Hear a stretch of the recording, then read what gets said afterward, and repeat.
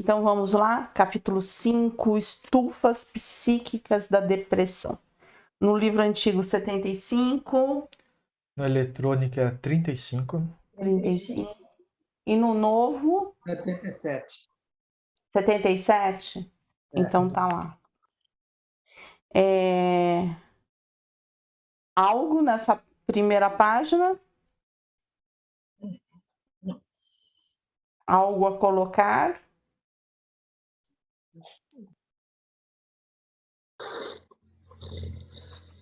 Tudo bem? Está desligado, os microfones estão desligados.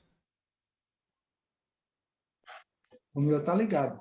Eu no começo aqui é a nossa consciência que é a nossa sentinela, né? Como? Não tá falhando o microfone. É o meu? Não, Não. Está dizendo que a nossa consciência é aquela sentinela que está vigilante. Foi o destaque aqui que eu vi, né? Ah, tá. Deixa eu ver. Ah, tá. O comecinho, né? Apenas Deus, em sua misericórdia infinita, vos pôs no fundo do coração uma sentinela vigilante, que se Se chama chama consciência. E quando ela Aham. pesa. Isso mesmo. E é legal, né? Escutai-a, que somente bons conselhos ela vos dará. Às vezes, consegui entorpecê-la, opondo-lhe o espírito do mal, então ela se cala. Esse é o ponto, né? Importante, né? A pessoa não tem consciência. Não, ela tem consciência, só que ela tá calada por tanto que a gente oprimiu ela, né? E aí, só uma coisa, naqueles parágrafos que a gente leu, onde é que foi? Ah, foi no livro.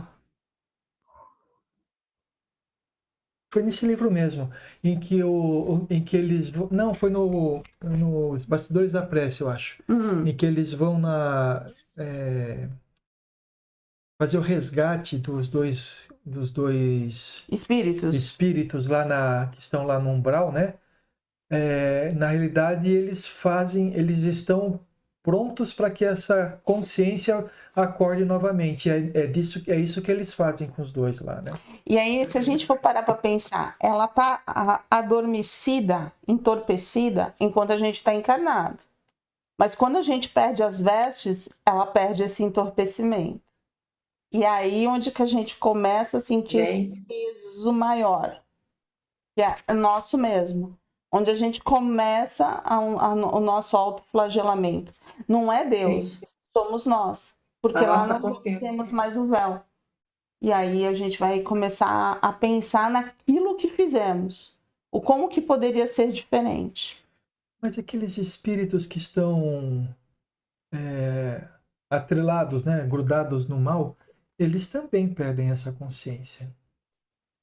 Você quer dizer, eles ficam sem essa consciência durante um bom tempo. Por quê? Por isso que eles fazem tanto mal e não têm remorsos por isso, né?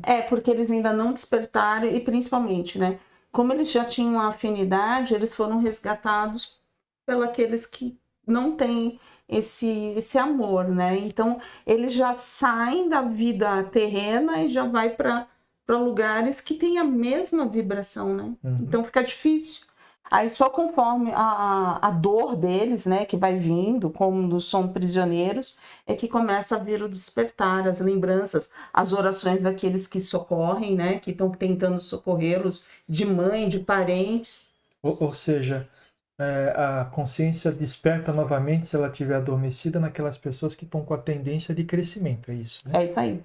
Aqueles que não têm vão ficar adormecidos até que a gente consegue resgatar um espírito, né, do umbral, vamos dizer assim, do umbral grosso, quando ele pede, né?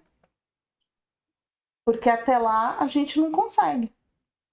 Quando ele dá a senha, ele começa a fazer as orações, ele começa a pedir o auxílio, é onde o plano superior entra. Até ali não tem como. Porque você vai resgatar, condições de retirar, eles vão tirar. Mas e ele vai conseguir caminhar? Não. Porque o que chama ele, a vibração que o fortalece é aquela. Uhum. E aí, o que mais? Então, na página 75, 77, 35, não tem nada. E na página 76, 78, talvez, do novo. Sim. O quê? Vamos lá. Na página 35 eu tenho uma coisa que eu destaquei aqui, só destaquei, né? Tá. Através das reações, demonstra sua insatisfação, a depressão, né? Demonstra sua insatisfação em concordar com a vontade divina acerca de seus desígnios, em flagrante desajuste. Ou seja, quando a gente está deprimido, é que a gente não está concordando com a vontade divina. Então, quando a gente usa aquela expressão, estou com a consciência pesada, é que a gente fez alguma coisa relacionada a alguma coisa do mal, diz aqui do mal, não é? Alguma coisa contra, não sei dizer, não sei explicar, não tenho a palavra, mas contra o que é da essência da gente. Contra a sua consciência. Contra a sua consciência. E aquilo que, assim, tá com a consciência pesada, não tá redondo, tem algo que tá te desagradando. Então a consciência tá ali, porque você tá pensando, repensando. Não é que você fez um ato errado para alguém. Esse ato é seu mesmo. Porque você não tá conseguindo aceitar aquilo que tá acontecendo com você. Ó, vamos dar um exemplo, né? Os pacientes de câncer, a gente sempre fala. Ele tem 2 estágios. Um, aceitar a doença e procurar o seu tratamento, mas na aceitação, ou ficar revoltado. São 2 tempos. Se você ficar revoltado, se perde o tempo e provavelmente esse tratamento não vai ficar sempre aquém. E aí você fala assim, e onde que entra a consciência? Na sua consciência você fica assim, por que eu tô tendo câncer? Eu não aceito o câncer. Não é que eu tenho que abraçar a doença, vou estar feliz com ela, mas aceitar aquilo que aconteceu e buscar dentro de si o porquê que você está passando. Esse é o exemplo do câncer. Se a gente for pegar qualquer outra doença, a mesma coisa. Que nem quando a gente fala da depressão, conversa com um depressivo. O que está acontecendo? O que está de contrariedade? O que está dentro de você que você não está conseguindo falar? Se a pessoa conseguir parar e pensar e trazer isso para ela, ela vai começar a melhorar. Mas tem algo que está errado ali dentro. E geralmente o que a pessoa faz? Ela joga a depressão para um terceiro, ela terceiriza. Sempre é um terceiro que está movimentando a sua vida, que está com problema. Não, mas o problema está nela. De não aceitar. E é só dessa vida? Não. Vem de outras vidas. Faz o acúmulo, né? Porque a gente não vai perdendo. Mas é nosso. O pacote é nosso. O pacote não é do outro. E muitas vezes a gente quer que o pacote seja do outro. Não é assim? É. Algo mais? E outra coisa, aqui a gente está falando da depressão. Não é a depressão que os psiquiatras, os psicólogos conseguem entender, é a depressão da alma. Porque se a gente for falar sobre isso daqui, eles vão dizer que a gente não está com depressão. Porque se a gente for buscar lá o que diz os psiquiatras, é diferente daqui. Então a nossa depressão está dentro de nós. Por isso que levamos para o plano espiritual. Não que a outra também não é levada. Mas essa já é existente dentro de nós. Algo mais? Tem essa lista aqui. Vamos ler a lista? Tem alguma coisa antes? Não? Alguém tem alguma coisa antes da lista? Não.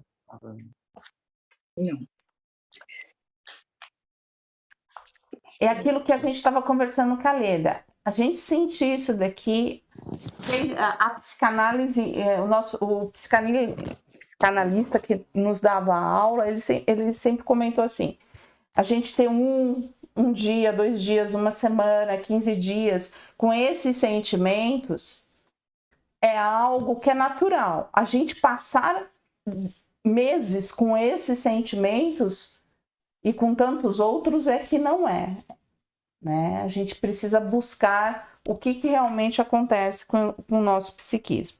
Então vamos lá, na lista: o desânimo no cumprimento do dever, a insegurança obsessiva, a ansiedade inexplicável, né? Aquela ansiedade que vem que você não consegue explicar, tá tudo bem, aí de repente tô ansiosa. Por que você tá ansioso? Né? A solidão em grupo, a impotência perante o convite das escolhas, a angústia da melhora, a aterrorizante sensação de abandono, sentir-se inútil, baixa tolerância a frustrações, o desencanto com os amigos, o medo da vulnerabilidade, a descrença no ato de viver, o hábito sistemático da queixa improdutiva.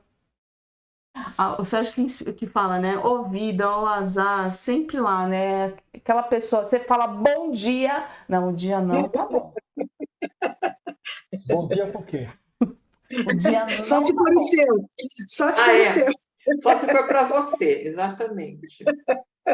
O dia tá bom, o meu não tá. Você viu o preço do pão? O serviço do governo? Aí começa, né? É a reza. Mas a gente sempre tem alguns que a gente conhece, né? Boa tarde. Eu trabalhava com uma pessoa que falava assim mesmo: bom dia para quê? Sabia? Só que eu que tentava virar o negócio com ele, né? A gente até se dava bem, mas todo mundo, quando tinha que falar com ele, falava: ai, não, tem que falar com ele. Era assim, entendeu? Muita gente deixou de falar com ele porque chegava e falava assim: bom dia para quê? É verdade. Baixa tolerância com as frustrações, o desencanto com os amigos, o medo da vulnerabilidade, a descrença no ato de viver, o hábito sistemático da queixa improdutiva, a revolta com normas coletivas para o bem de todos, a indisposição de conviver com os diferentes.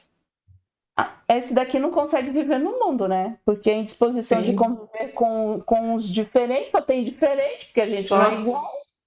Só tem diferente, a gente não é igual, então não vai viver nunca. A relação de insatisfação com o corpo, o apego aos fatos passados, o sentimento de menos-valia perante o mundo, o descaso com os conflitos, a negação dos sentimentos, a inveja do sucesso alheio, a desistência de ser feliz, a decisão de não perdoar, a inconformação perante as perdas, a fixação obstinada nos pontos de vista, o desamor aos que nos prejudicam, o cultivo do personalismo, a exacerbada importância pessoal, o gerenciamento ineficaz da culpa, as aflições fantasmas com o futuro, a tormenta de ser rejeitado, as agruras perante as críticas, a rigidez nas atitudes e nos objetivos, a conduta perfeccionista, a sinergia com o pessimismo, o impulso para desistir dos compromissos, a pulsão para controlar a vida, a irritabilidade sem causas conhecidas. Alguém já passou por meia dúzia dessas? Tranquilo. Quando? Tranquilo. Quando? Meia dúzia. De cada vez, né? Assim a gente vai dizer. Meia dúzia de cada vez. Estamos encarnados, galera. Estamos encarnados. Esses sentimentos acontecem conosco, né? E como trabalhar esses sentimentos? Hoje a gente já consegue falar desses sentimentos e começar a trabalhar de uma maneira mais leve, né? Sem tanta cobrança, né, conosco. Acho que a gente começa a descobrir realmente. É assim ou não? O que vocês acham? Certo, eu acho que é assim. Eu acho que é assim mesmo, né? É. Então tá. Então todas essas ações ou sentimentos são sinais da depressão da alma, porque criam ou refletem um desajuste da criatura com a existência, levando-a paulatinamente a roubar de si mesmo a energia da vida. É verdade. Né? São Verdade. rejeições à sábia e justa vontade divina. Excelsa expressão do bem em nosso favor nas ocorrências de cada dia. Então, era aquilo que a gente estava falando. A gente não aceita os desígnios tá de Deus. passando. O que você está É passando. verdade. A gente vai contra. Eu acho que mais forte do que a gente não aceitar o que a gente está passando é saber que a gente está passando isso porque Deus propiciou isso pra gente. E a não aceitação é não aceitar Deus. Aí é forte, né? Mas é a pura verdade. A gente não pode passar uma tinta bonita em cima do que está podre, né? Passar pano, né? Como todo mundo fala agora. A gente não pode passar um pano. A falta de aceitação que a gente tem das coisas é a falta de aceitação a Deus, né? Porque tudo que acontece, a gente confia naquele passagem do Evangelho que diz que não cai uma folha se não for por desejo de Deus. Então tudo que acontece pra gente é por desejo dele, não desejo que a gente sofra, porque ele não quer que a gente sofra. É por desejo de que a gente aprenda. E a gente fica olhando, xingando a lição em vez de aprender ela, né? Mas a gente ainda coloca a conta, a gente ainda dá uma terceirizada, como se fosse Deus. A gente não para pensar que para a gente evoluir, a gente pediu tudo isso. Para nossa evolução. Sim. Né? Valéria, então a gente... Oi. Tem uma frase de Chico Xavier que ele diz isso que você acabou de falar. Muitas vezes temos conosco determinados tipos de moléstias que nós mesmos pedimos antes da nossa reencarnação para que nossos impulsos negativos ou destrutivos sejam treinados. Quer dizer, muitas vezes nós pedimos, ou a maioria das vezes, né? E a gente coloca isso como culpa de, como você falou, terceiriza, né? Uma terceirizada. Porque você não lembra que você pediu passar por isso, né? Mas aí que tá o X da questão. Se a gente pensar o nosso self, se a gente for lá dentro, a gente vai saber que tá tudo certo. Porque a gente vai, na hora que a gente for puxando a gente mesmo, esse íntimo, a gente vai estar acalmando. Pode vir uma tempestade antes, mas depois a gente vai acalmar e a gente vê que tá tudo certinho. Tanto que, assim, eu falo, a misericórdia de Deus é tão grande que a gente não tá sozinha. A gente passa pelos perrengues, mas quantos espíritos não estão do nosso lado? A gente não pode esquecer que existem duas categorias de dificuldades neste planeta. Primeiro é a prova, que justamente está lá para que a gente possa aprender. E a segunda é a expiação, que aí é devolver aquilo que a gente já fez. Para a primeira, é para que a gente possa aprender. A segunda, não. É para a gente vai... Qual é que a gente pede? A prova. A expiação é imposta, a prova a gente pede. É isso aí. É isso. Às vezes a gente pede a expiação também. A gente pede expiação e prova. Tem um caso que aconteceu, que todo mundo ficou sabendo, daquela questão lá do menino que foi arrastado lá e morreu, tal, né? Sim. Todo mundo ficou extremamente desolado. Eu dei esse exemplo outro dia. Aí eu dei no outro livro. E o que a gente tem de informação é que aquele menino, aquele espírito, era um gladiador que arrastava os cristãos na época de Roma. E ele pediu para passar por isso para poder resgatar as dívidas que ele tinha do passado, entendeu? Então, a gente pode pedir expiação também. O grande problema é que quando a gente sabe desse fator de expiação e prova, vem o julgamento, mas também é meio terceirizado, vem assim, o julgamento do outro, né? Ah, tá vendo? Ó, fez tal coisa, tinha que passar. E não é bem assim. Esse passar é um aprendizado, né? E ó, na passagem de Jesus, quando ele estava indo ser crucificado, quantos não pararam para ajudá-lo? Ele não precisava carregar aquela cruz sozinho. E carregar a cruz não significa que eu vou pegar e fazer a parte do outro, mas eu posso vibrar, eu posso acolher, eu posso dar a mão, eu posso ser um ombro. E falta às vezes muito disso. Quando a pessoa está passando pela aprovação dela, pela expiação, se for, tem pessoas que se afastam.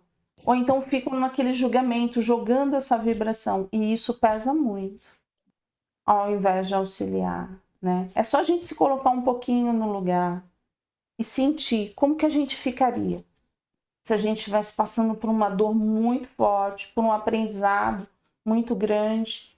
E se ainda viesse alguém, não te falei? Olha, eu não te falei? Então a gente precisa às vezes parar e se colocar. Estou vendo aqui a hora. Vocês anotaram mais alguma coisa? Eu anotei uma parte assim. Vivem, mas não sabem existir. Perambulam quase sempre na alegria de possuir e raramente alcançam um prazer de ser. Ora escravos das lembranças do passado, ora atormentados pelo medo do futuro. Jornadeiam sobre os grilhões do ego, recusando os apelos do self. Então, é aquelas coisas, é uma passagem que me toca no sentido assim, aquilo que o Sérgio estava falando. Não vive nem passado, nem o futuro, porque não dá para ser vivido. O passado já passou. A gente pode ficar lembrando, mas a gente não vai voltar ao passado. O futuro pertence a Deus. Mas e o presente? Eu não estou vivendo. E o pior, né? O meu ego fala mais forte do que aquilo que realmente eu sou. Eu me esqueço totalmente desse meu interior, do meu espírito realmente, do meu self. E aí dou vazão a esse ego. E assina tudo que tem de direito. É assim que eu entendo. Algo a comentar? Não?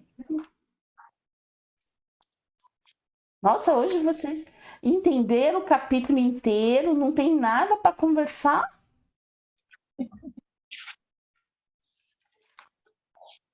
Eu falei que esse capítulo era forte. As estufas psíquicas da depressão. Sim, sim. Bom, Algo? Eu tenho. Ok. Na página 37, lá no final, tem um parágrafo que diz assim: a solução vem da própria mente. A terapêutica está no imo da criatura. Aprender a ouvir os ditames da consciência. Eis o que poucos fazem quando se encontram sob sanção da depressão. Esse é o estado denominado consciência tranquila, ou seja, quando o self supera as tormentas da culpa e do medo, da ansiedade e do instinto de posse, aprendendo a arte de ouvir esse guia infalível. A criatura caminha para o sossego íntimo, a serenidade, a plenitude, a alegria. Eu acho que grifei esse pedaço também. Muito Também importante. grifei. Eu acho que é muito importante, é uma coisa que as pessoas esquecem bastante, né? A terapêutica está no íntimo da criatura. Não adianta olhar solução para fora, a solução está dentro da gente. Sim, o que tem fora pode ajudar a nos manter erguidos, mas a solução, a cura, está dentro de você. está dentro da gente. Tanto que é tão complicado, eu vejo, sabe, conversar, fazer entrevista com uma pessoa que está depressiva ou com síndromes. Porque a gente não pode falar para ela, ó, a solução está dentro de você. Porque senão a pessoa sai correndo e não quer mais conversa. Ela não consegue enxergar. Mas só que você não consegue fazer nada, porque ela está totalmente fechada e é aquilo que eu estou falando, né? Ela está terceirizando. O problema está com o Joãozinho, com Mariazinha, com Emília, mas com ela não tá. Ela não enxerga que está com ela. Tá tudo no outro. Ela fica na vitimização, né? Ela começa a se vitimizar, né? A ter pena de si mesma. E essa pena de si mesmo só vai agravando o estado dela, né? E aí vai entrando cada vez mais depressiva, com menos aceitação, né? E terceirizando os outros. E aí ela começa a ver os outros daqui a pouco como inimigo. E a solução não vem. A solução não vem. Né? É por isso que o que acontece em muitos dos casos? Se entra em medicações. Por que entra em medicação? Porque aí vai bloquear toda a parte cerebral, a medicação vai baixar um pouquinho e aí a gente vai conseguir, com o plano espiritual, trabalhar tudo isso, para que a pessoa volte a ter a sua razão. É isso que a medicação faz. Dá um bloqueio realmente no cérebro para que a gente consiga, o plano espiritual, trabalhar. Por quê? Se não tiver aceitação, se não tiver um sim deles, não tem acordo. Ou se ela buscar uma ajuda espiritual, aí talvez nem a medicação ela precise, né? Mas ela precisa aceitar pelo menos isso. Nem com ajuda espiritual. O passe vai tirar, mas ela tem uma ideia tão fixa que ela precisa da medicação, do passe espiritual, dos dois. Não existe. Por quê? Porque quando ela sai da casa, ela volta com tudo. Porque aqueles afins que estão com ela não vão deixá-la. Porque ali se alimentam, entendeu? E aí é onde tem que ter os dois para que aconteça um bloqueio. Não precisa, às vezes, ser nem um remédio tão forte, né? Mas alguma coisinha. Se a pessoa tiver fé, pode ser uma homeopatia, alguma coisa. Tem que entrar para fazer esse tipo de coisa, de ajuste. Lembrando só que o que a gente acabou de falar, né? Não vai ser o passe, não vai ser a medicação. Não é a própria pessoa. Olhar para dentro. Então, mas Valéria, lembra que eu te falei na outra vez, no finalzinho, que eu lendo o livro, eu me vi nessa situação de depressão sem saber que eu estava? Eu ia no Cabete, eu sequer passei por uma consulta, eu não achava que eu estava depressiva. Eu só ia lá, assistia as palestras, tomava passe e ia para minha casa. Sequer foi um médico, psiquiatra, psicólogo, não tomei nada. Mas eu persisti indo. E dessa maneira eu fui me acalmando, fui me tranquilizando e fui vencendo os meus problemas internamente sozinha. E eu nem... Sabe, eu só falava aquilo que eu falei para você. Se Deus quisesse me levar naquele momento, eu estava de boa, eu podia ir, porque eu já estava cansada de viver. Mas eu nem me vi depressiva, não achava que era. Então, eu acho que assim, esse foi o seu grande presente. Você não se viu depressiva. Então você tinha uma tristeza grande, você tinha o quê? Eu vou cuidar, eu vou lá, vou receber, e se abria para receber, mas você arregaçava as mangas e ia trabalhar. Eu tenho que trabalhar, eu tenho que fazer. Sabe, não tem outra solução. Então vamos embora. Agora, quantos, ao invés de fazerem, arregaçarem as mangas, ficam... Oh, meu Deus do céu, mas eu tô tão sofrida. Você não sabe o que eu tô passando. Olha, né? E aí vai